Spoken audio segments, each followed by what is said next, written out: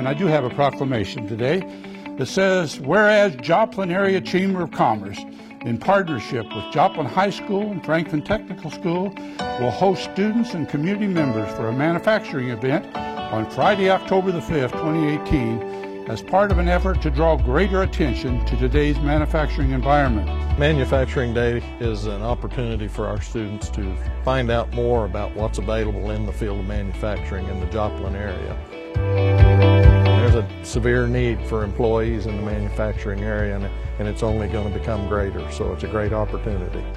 It offers a lot of diverse career opportunities.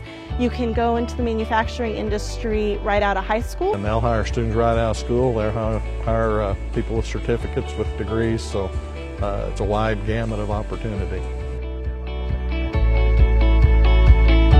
Easy Tools is a manufacturing. We actually manufacture end mills, drills. We resharpen those. With the programs that they offer here, it would help us tremendously.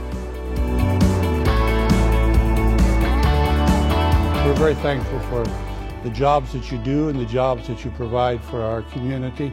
Thank you.